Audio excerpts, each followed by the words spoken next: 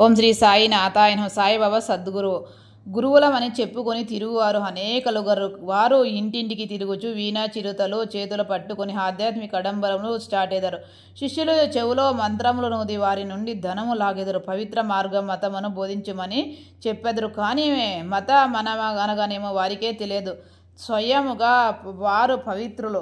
సాయిబాబా తన గొప్పతనం ఎన్నడూ ప్రదర్శించవలెనని అనుకోలేదు. వారికి దేహాభిమానం ఏమాత్రము లేకుండెను. కానీ భక్తుల యందు మిగిలికి ప్రేమ మాత్రము ఉండేది. నియమిత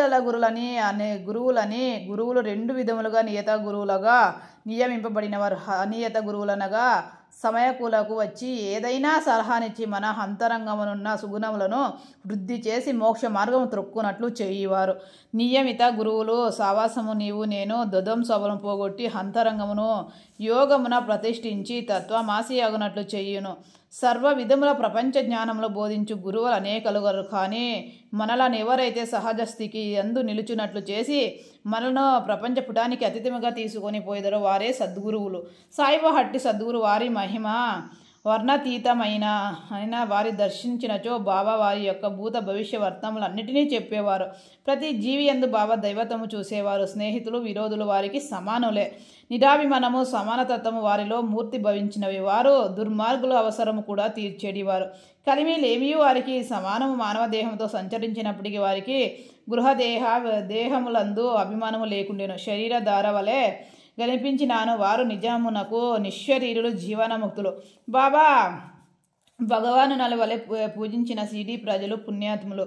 ఏది తినుచున్నానో త్రాగుచున్నానో తమ దొడ్లలో పొలములో పని చేసుకున్నానో వారెల్లప్పుడూ సాయిని జామ్యం ఉంచుకొని సాయి మహిమను కీర్తించేవారు. సాయి తప్ప ఇంకొక దైవము వారు ఎరిగి ఉండలేదు. షిరిడి శ్రీలు ప్రేమను భక్తిని దని మాధుర్యమును వర్ణించుటకు మాటలు చాలవు. వారు పరములైనప్పటికీ వారికున్న స్వల్ప భాష జ్ఞానముతోనే ప్రేమతో బాబాపై పాటలు కూర్చుకొని పాడుకొనుచుండిరి. వారికి అక్షర జ్ఞానము శూన్యమైనప్పటికీ వారి పాటలో నిజమైన కవిత్వము గానవచ్చును. యథార్థమైన కవిత్వం పాండిత్యం వల్ల రాదు. అది అసలైన ప్రేమ వలన వెలువడును. కవిత్వం స్వచ్ఛమైన ప్రేమభావము నుండి వెలుగబడును. అటువంటి సిస్సలైన కవిత్వాన్ని విభూతులైన సోతులు ఆస్వాదించగలరు. ఈ పల్లె పదాలు అన్నీ సేకరింపదగినవి. సాయి అనుగ్రహం ఉంటే ఏ భక్తుడైనా వీనిని శ్రీ సాయిలీలా పత్రికలో లేదా పుస్తక రూపంలో ప్రకటించిన ఎంతో బాగుండును. ఓం శ్రీ సాయినాథార్పణమస్తు. శుభమో భవతు. ధన్యవాదములు.